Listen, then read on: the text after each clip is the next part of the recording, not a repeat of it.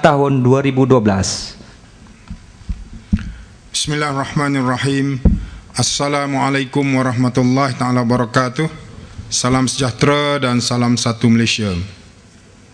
Terima kasih saudara pengacara majlis, yang berbahagia Datuk Haji Zainal bin Dahlan, pengurusi LPP, yang berbahagia Tuan Haji Datuk Arpan Shah bin Satu, Ketua Pengarah LPP, yang berusaha Tuan Haji Muhammad Salim bin Taha, Timbalan Ketua Pengarah Pembangunan LPP, yang berusaha Tuan Haji Kamarul Badri bin Mat Ali, Timbalan Ketua Pengarah Operasi LPP, Encik Abdul Rahman Ismail, Nafas, Pengurus Besar Nafas, pengarah-pengarah bahagian, pengarah-pengarah LPP negeri, datuk-datuk, tuan-tuan dan puan-puan yang saya hormati sekalian. Alhamdulillah, bersyukur kita kehadrat Allah Subhanahu Wa Taala, kerana dengan limpah kurnianya dapat kita berkumpul di Dewan ini bagi menghadiri majlis perasmian sambutan Hari Inovasi LPP bagi tahun 2012. Di kesempatan ini juga saya merakamkan ucapan terima kasih kepada pengurusan LPP kerana sudi menjemput saya untuk merasmikan program kita pada hari ini. Sesungguhnya penganjuran program ini menunjukkan komitmen yang tinggi pengurusan LPP dalam menyemarakkan lagi budaya inovasi di kalangan warga kerja LPP yang memainkan peranan sangat penting dalam melaksanakan agenda pembangunan sektor pertanian negara. Saya juga ingin mengambil kesempatan untuk mengucapkan tahniah kepada LPP. Yang pertamanya kerana saya berada di satu majlis bersama-sama dengan Datuk Arpan bagi meraihkan kejayaan satu-satunya agensi di dalam Kementerian Pertanian dan Industri Asas Tani yang mendapat 4 bintang dari segi pengurusan keuangan berdasarkan indeks accountability. Kementerian pun tak dapat. Jadi paling kurang bila saya ada di sana, sempat saya bersalaman dengan Datuk Arpan. Jadi untuk mengucapkan tahniah sebagai anggota MOA, jadi dia tidak, LPP tidak menjatuhkan MOA lah.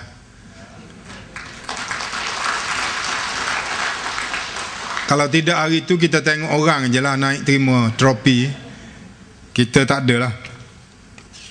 Saya juga ingin mengambil kesempatan untuk mengucapkan tahniah kepada PPNJ yang telah menjuarai Convention KIK Kebangsaan bagi kategori pengurusan di Langkawi semalam.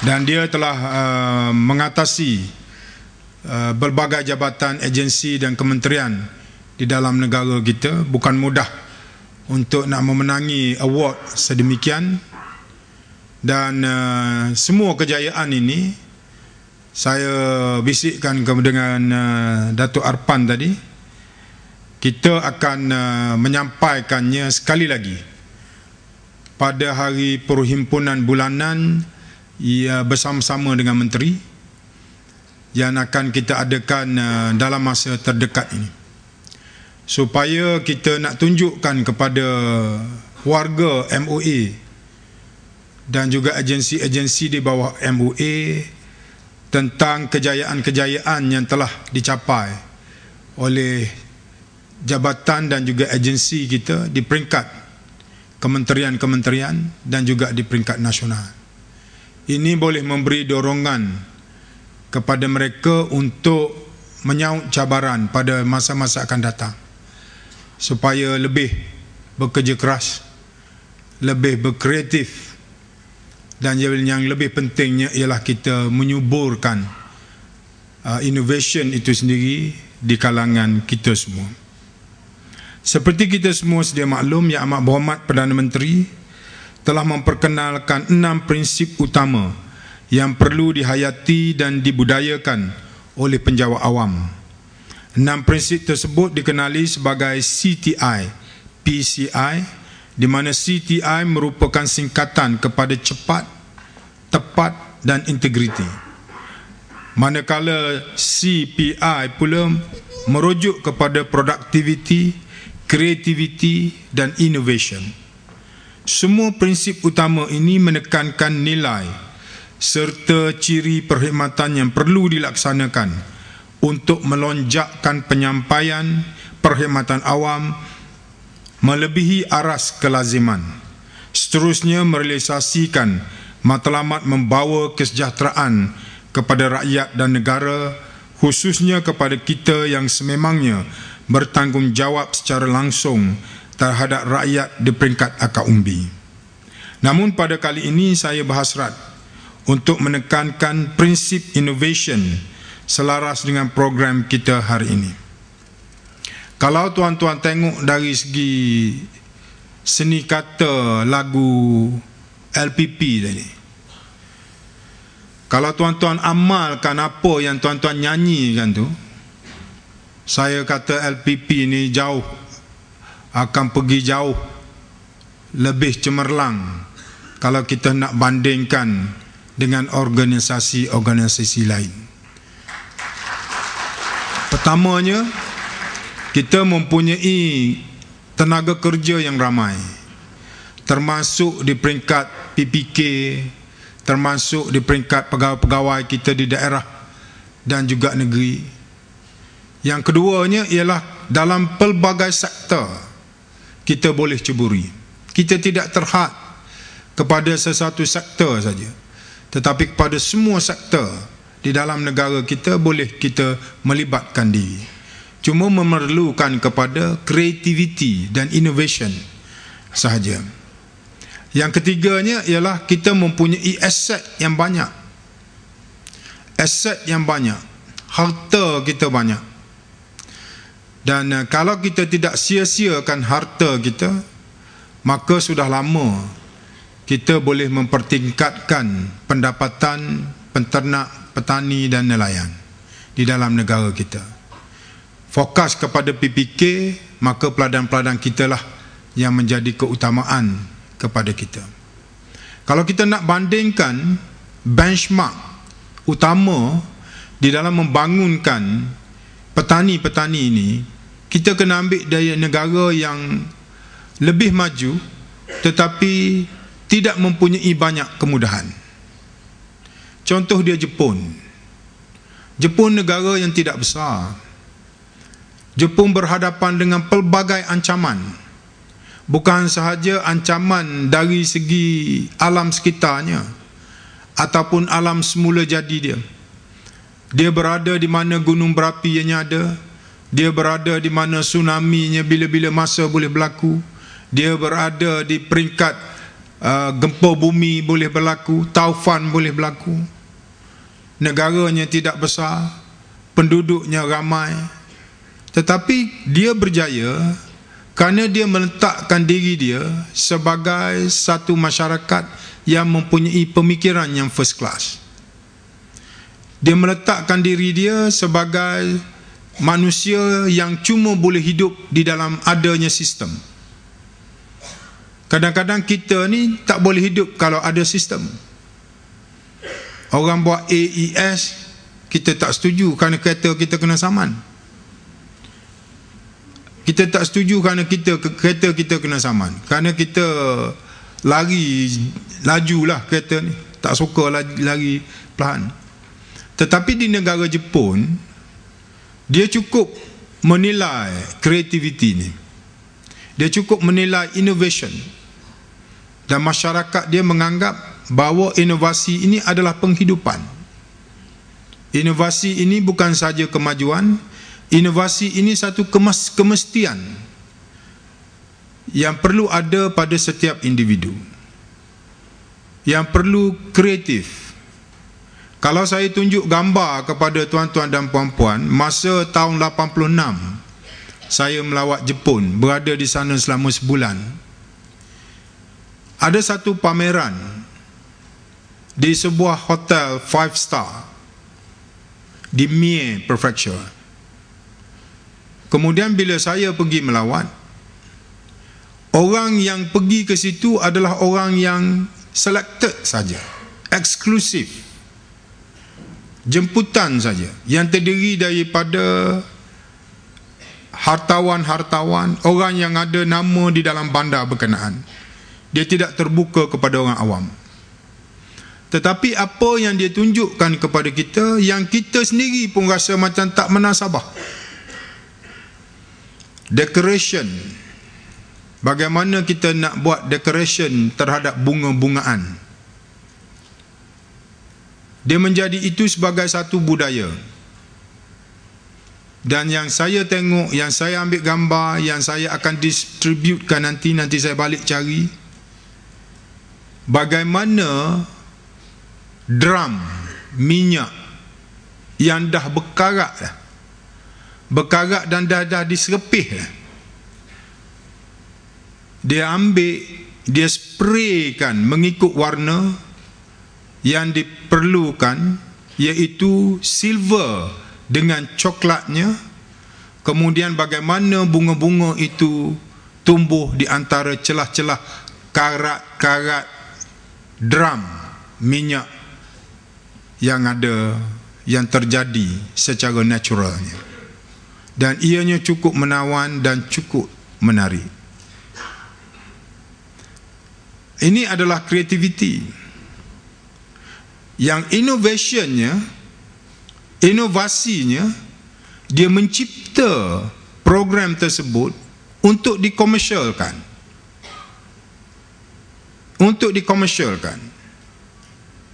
Dan dia menjual yang berkarat tu, yang kita dah baling lama dah, dia jual.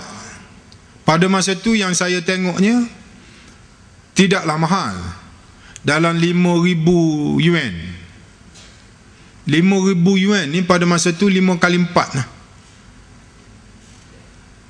20,000 duit kita lah. Tuan-tuan baling lama lah, berkarat tu lama lah, tapi cara dia buat. That's why innovation itu yang penting kepada kitanya ialah bagaimana kita mencipta untuk menyampai kepada satu hajat yang hendak kita capai. Kalau kita kata kita nak mencipta untuk nak memberi kepuasan kepada kita, maka tuan-tuan tulislah sajak dan pergilah tepi laut dan bersajaklah seorang diri di tepi laut, kerana itu adalah kepuasan kepada kita. Sebagaimana Tan Sri Datuk Asri, bekas Menteri Besar Kelantan dulu kata, kalau kita nak memberi keyakinan kepada kita sebelum kita berjumpa dengan orang untuk berpidato, kita pergilah ke tepi pantai dan berpidatolah dengan ombak, lawan ombak tu. Ombak tu macam orang yang duduk tepuk ke kita, ombak tu macam orang duduk bu ke kita, ombak tu macam orang yang duduk men-challenge kita punya credibility apabila kita berpidato. Abraham Lincoln, the founder of United States of America, dia berkata, kalau kita nak develop diri kita untuk berpidato di khalayak ramai, kita kena masuk di hutan. Masuk di hutan, go inside the wood. Pergi masuk di dalam hutan dan bersarahlah kepada batang-batang kayu di hutan, seolah-olahnya kamu berpidato di hadapan ribuan masyarakat Amerika pada masa itu. Maka keluarlah kamu daripada hutan itu, pergilah kepada masyarakat itu, macam saya sekarang ni, berpidatolah kepada semua masyarakat Indonesia pada masa itu, dan anggaplah mereka itu adalah batang-batang kayu di dalam hutan. Then you can develop your confidence. Pada masa itu baru kita boleh develop confidence. Itu juga adalah creativity. Itu juga innovation. Apabila kita melihat Hashim untuk berdepan dengan pegawai-pegawai, maka kita melihat kita berbagai-bagai. Tapi apabila kita duduk di sini, maka di depannya adalah pokok-pokok kayu di dalam hutan yang cuma boleh melihat dan mendengar. Maka kita merasai bahawa apa saja yang kita nak cakap, kita boleh cakap. Kita ada keberanian untuk bercakap. Kita ada kemampuan untuk bercakap dan kita ada kebolehan untuk bercakap. Tetapi apabila kita masuk dalam hutan, kita berjumpa dengan hutan dan kita menganggap kayu-kayu itu adalah audience kita, maka kita mulai berhati-hati untuk berucap. Kerana mereka sedang melihat dan mereka sedang memerhatikan tentang ucapan kita. That is innovation, a part of innovation. Innovation come from ourselves, dalam diri kita, dan kreativiti lah yang menterjemah segala inovasi yang ada di dalam diri kita. Para hadirin, inovasi dalam sistem penyampaian perkhidmatan merupakan satu kemestian sebagai pemacu utama negara ke arah mencapai kecemerlangan. Usaha-usaha menyemarakkan budaya inovasi terus menjadi salah satu agenda utama perkhidmatan awam. Sekaligus kita sebagai penjawat awam perlu mengubah cara pemikiran kepada pemikiran di luar kotak bagi melaksanakan sesuatu tugasan harian. Corak pemikiran sebeginilah yang dapat menunjangi idea-idea baru untuk mencapai status negara berpendapatan tinggi dan maju pada tahun 2020. Hakikat bahawa kerajaan memberi penekanan yang cukup serius kepada usaha-usaha mengarus perdanakan inovasi jelas terlihat apabila Yang Amat Berhormat Perdana Menteri telah mengisytiharkan tahun 2010 sebagai tahun inovasi negara dan tahun-tahun berikutnya sebagai tempoh pelestarian inovasi negara. Dalam pembentangan bajet 2012, Yang Amat Berhormat Perdana Menteri telah mengumumkan tahun 2012 sebagai tahun gerakan inovasi nasional.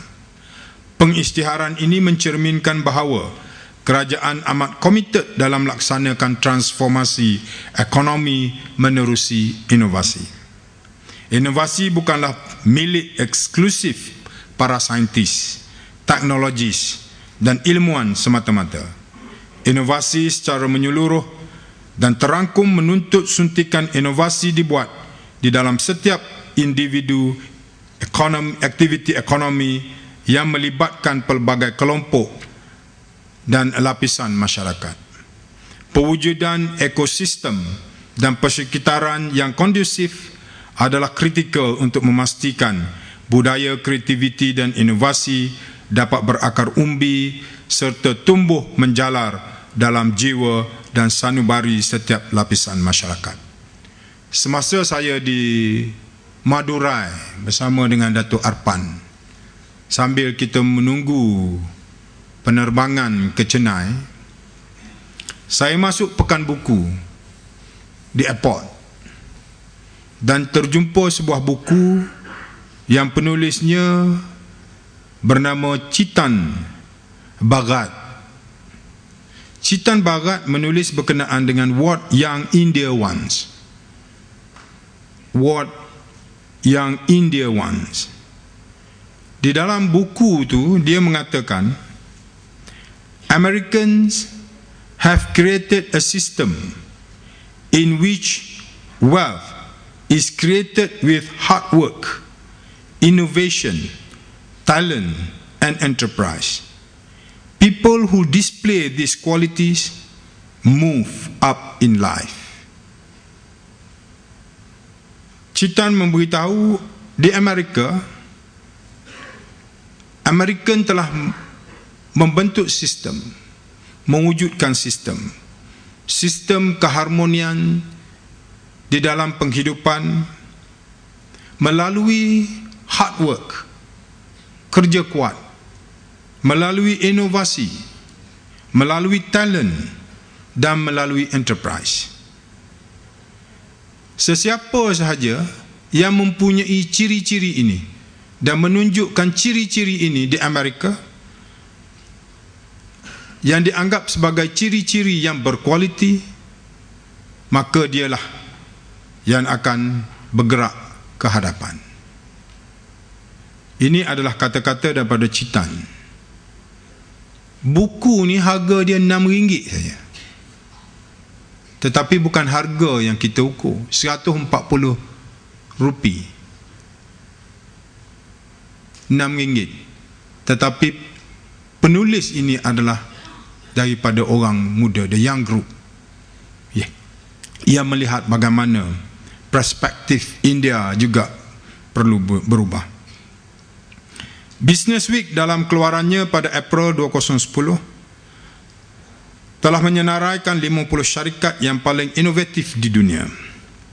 Jika kita meneliti faktor-faktor yang telah menempatkan syarikat-syarikat berkenaan dalam senarai tersebut, kita akan menemui dua prinsip yang sangat mudah, iaitu ciptaan yang dihasilkan adalah baru dan ianya berasaskan kepada apa yang pelanggan mahukan.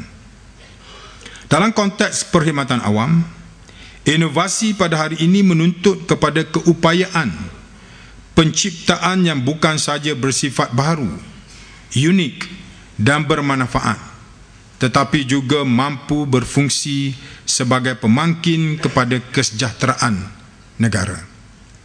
Dalam industri komunikasi, Samsung dan Apple merupakan dua syarikat gergasi dunia yang sangat inovatif dan telah berjaya memenuhi ekspektasi pelanggan masa kini dan membangunkan alat komunikasi terkini seperti tablet, smartphone dan komputer.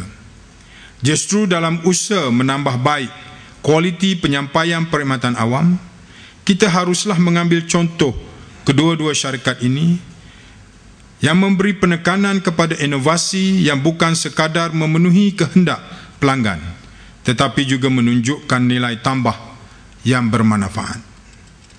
Para hadirin yang saya hormati sekalian, sebagai renungan kita satu ketika dahulu, apabila seseorang ingin mendengar muzik, maka dia akan membuka radio untuk mendengar lagu-lagu pilihan. Dia harus menunggu juruhebah memutarkan lagu-lagu yang ingin didengari menggunakan piring hitam. Sudah lama menunggu, kadang-kala lagu yang dihayati tidak kunjung tiba. Piring hitam dan kaset telah lama digantikan oleh CD dan VCD. Namun pada masa kini, teknologi MP3 yang lebih canggih daripada CD dan VCD juga telah ketinggalan zaman dengan munculnya iPod dan iTunes. Inovasi ini membolehkan ribuan lagi pilihan dimasukkan di dalam iPod untuk didengari pada bila-bila masa dan di mana-mana sahaja. Inovasi dalam dunia teknologi moden tidak pernah statik. Ia sentiasa berkembang dalam pelbagai rupa, bentuk dan cara yang tidak terjangkau oleh pemikiran biasa. Kehebatan daya cipta mendiang Steve Jobs, pengasas Apple, tercetus dari minatnya yang mendalam untuk menghasilkan sesuatu yang lebih baik, melihat sesuatu dari dimensi yang berbeza, serta memperkasakan ilmu dan teknologi untuk menampilkan sesuatu yang baru. Begitulah juga kita dalam memastikan perkhidmatan awam masih relevan di masa hadapan yang menuntut ciptaan yang cukup kreatif bagi merubah gaya hidup rakyat dan masa kini. Saya ambil satu lagi petikan daripada Citan Barat. Dia kata, innovators will rule the world. Innovators will rule the world. We will be left to serve them. We will be left to serve them. We may not get colonized politically, but we will economically. Citan berkata, innovators akan memerintah dunia. Kita akan ketinggalan untuk serve dia, untuk berkhidmat dengan dia. Pada hari ini mungkin tidak akan ada lagi, maybe not get colonized secara penaklukan, secara politik atau secara peperangan, tetapi kerana kekuasaan innovation, mungkin kita akan dijajah sekali lagi dengan cara economically. Bercakap berhubung kegagalan mendakap inovasi, suka saya mengambil contoh akan kes syarikat Kodak. Seperti yang kita ketahui pada masa dahulu, Kodak merupakan satu nama yang sinonim terhadap produk filem fotografi, sehingga kita tidak memanggil filem sebagai filem tetapi sebagai Kodak. Namun begitu, kegagalan mengikuti tren dan aliran terkini dalam teknologi digital fotografi telah menyebabkan syarikat gergasi Eastman Kodak jatuh muflis pada bulan Jun 2012. Ini disebabkan syarikat tersebut tidak dapat bersaing dengan syarikat lain seperti Canon dan juga Fuji dan sebagainya yang dapat memenuhi permintaan pengguna dalam dunia digital fotografi. Akibatnya syarikat mengalami kerugian perniagaan dan memiliki beban hutang yang tinggi. Ringkasnya, kejatuhan Kodak adalah kerana ketidakpekaan syarikat tersebut terhadap perkembangan teknologi terbaru yang membolehkan ia bersaing dengan pengeluar produk digital yang lain. Begitu juga pada sesuatu, jika tidak disuburkan innovators, kita akan berada di tahap yang sama dan tidak mampu lagi untuk bersaing. Akhirnya kita ketinggalan oleh arus perubahan zaman dan juga bagi mereka-mereka yang melaksanakan aktiviti dan program yang kita laksanakan pada hari ini. Pada hari ini, para hadirin yang dihormati sekalian, dalam melaksanakan transformasi sistem penyampaian menerusi pemanfaatan prinsip innovation, ianya boleh didokong melalui dua strategi dan beberapa inisiatif seperti berikut. Strategi pertama adalah melalui penggalakan penghasilan perkhidmatan dan produk yang inovatif. Dalam hubungan ini, inisiatif yang boleh dilaksanakan adalah mewujudkan repositori ilmu yang interaktif, menyediakan platform untuk pelanggan atau orang awam menyalurkan idea, memberi pendedahan kepada pegawai mengenai metodologi pengurusan, trend inovasi terkini, serta merekod dan mendokumentkan impak inovasi yang telah dilaksanakan di agensi. Strategi kedua pula adalah melalui pembentukan ekosistem yang menyumbang kepada penyuburan daya inovasi. Outcome yang dihasratkan daripada strategi ini ialah penghasilan ruang dan suasana yang menggalakkan kepada aktiviti-aktiviti peningkatan inovasi. Bagi melaksanakan strategi ini, inisiatif yang boleh dilaksanakan adalah seperti memperuntukkan sejumlah dana bagi R&D, menyediakan prasarana dan memperlengkapkan akses kepada sumber informasi, pembentukan pasukan kerja yang mempunyai pelbagai bidang kepakaran dan kemahiran dalam memandu daya kerja warga bagi mencari kaedah serta strategi yang paling berkesan untuk memberikan perkhidmatan terbaik kepada orang ramai, serta pemberian anugerah dan ganjaran kepada warga yang menghasilkan inovasi seperti program kita pada hari ini. Dalam mendokong strategi dan inisiatif yang saya nyatakan tadi, saya berkeyakinan dengan kesepaduan semangat dan budaya sambutan Hari Inovasi pada setiap tahun mampu mengangkat martabat dan keupayaan LPP untuk menerapkan budaya inovasi dalam kalangan warga kerjanya, tidak kira apa peringkat sekalipun. Perlu saya ingatkan bahawa kecemerlangan dan kejayaan sesebuah jabatan dan agensi bukan bergantung kepada saiz dan bilangan pegawai dan kaki tangan yang ramai. Apa yang penting ialah nilai, mutu dan taraf pemikiran dalam menyelesaikan sesuatu masalah yang dihadapi secara inovatif dan pantas. Para hadirin, saya difahamkan bahawa usaha-usaha memartabatkan inovasi ini telah berjaya menaikkan nama LPP, di antaranya melalui pencapaian kumpulan inovatif dan kreatif KIK, seperti yang saya nyatakan tadi, menjadi johan kategori pengurusan oleh kumpulan Southern Fresh Pertubuhan Peladang Negeri Johor, dan persembahan terbaik serta tempat ketiga oleh kumpulan INO-Q Pertubuhan Peladang Negeri Terengganu PPNT di Convention KIK peringkat Kementerian Pertanian dan Industri Asas Tani tahun 2012. Syabas saya ucapkan di atas kejayaan LPP ini yang mencerminkan budaya menyemarakkan inovasi sentiasa diamalkan pada diri hadirin sekalian. Sesungguhnya kejayaan LPP ini sedikit sebanyak telah menaikkan imej Kementerian Pertanian dan Industri Asas Tani.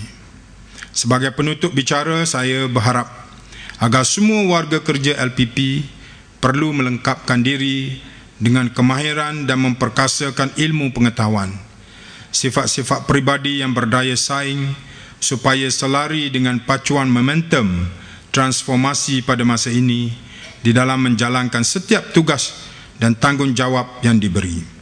Kriteria-kriteria ini boleh dipupuk dengan mengamalkan dan menghayati budaya korporat LPP yang juga dikenali sebagai budaya peladang yang saya percaya sekiranya ianya diamalkan boleh menjadi landasan di dalam menghasilkan warga kerja LPP yang lebih berinovasi, kreatif dan berkualiti serta berintegriti.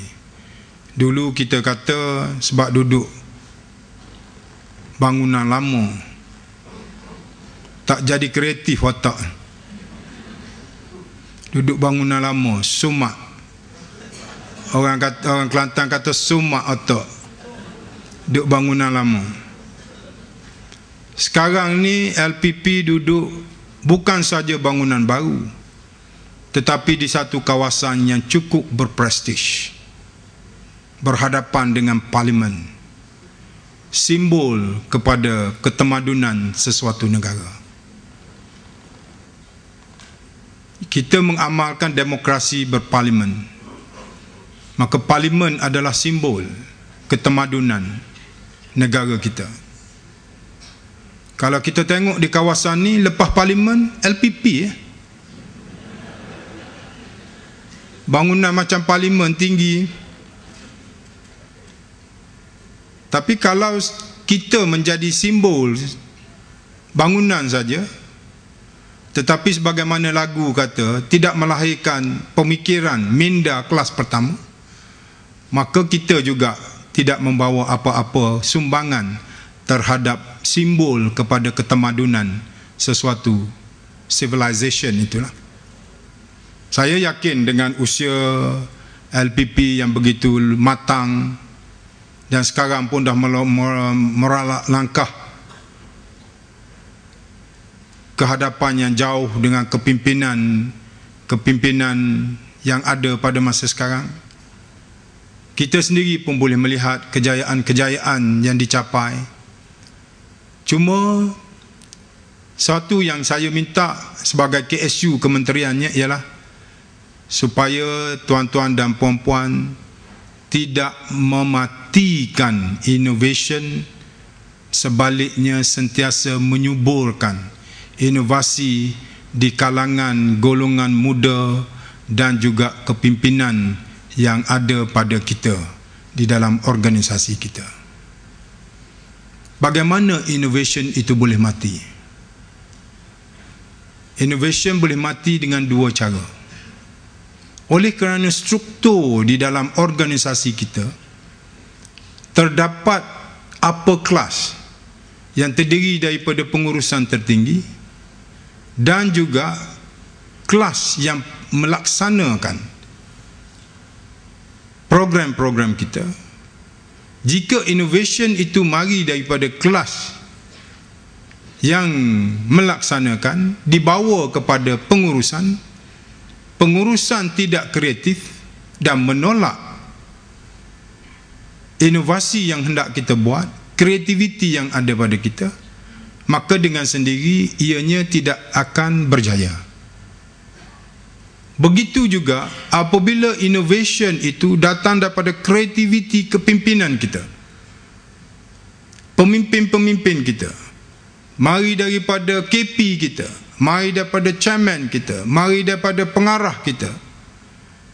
Tetapi bila turun ke bawah, orang di bawah juga tidak melaksanakannya, tidak buat, tidak nampak, tidak boleh nak mentafsirkan apa sebenarnya yang dikehendaki, maka innovation itu sendiri, tuan-tuan dan puan-puan, akan hilang dan berkubur begitu saja. Kita pernah terdengar, yang dia buat dulu aku dah fikir dah dulu, aku pun boleh buat hak dia buat tu. Tapi oleh kerana kita tidak grab the opportunity, semasa kita fikir itu, semasa kita terlintas di dalam hati kita tu, semasa kita nak buat itu, kita tak buat, maka orang lainlah buat. Maka kita pun jaja sebuah kampung dan memberitahu bahawa idea tu datang daripada kita. Sebenarnya tak ada siapa pun nak dengar.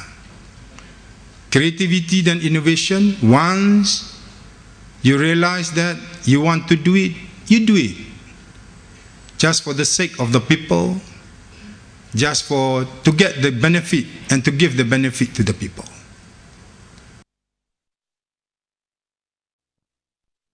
Yang besar menjadikan inovasi itu satu budaya kita.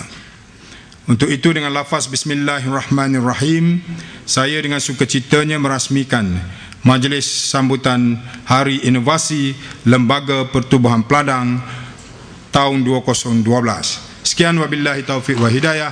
Wassalamualaikum.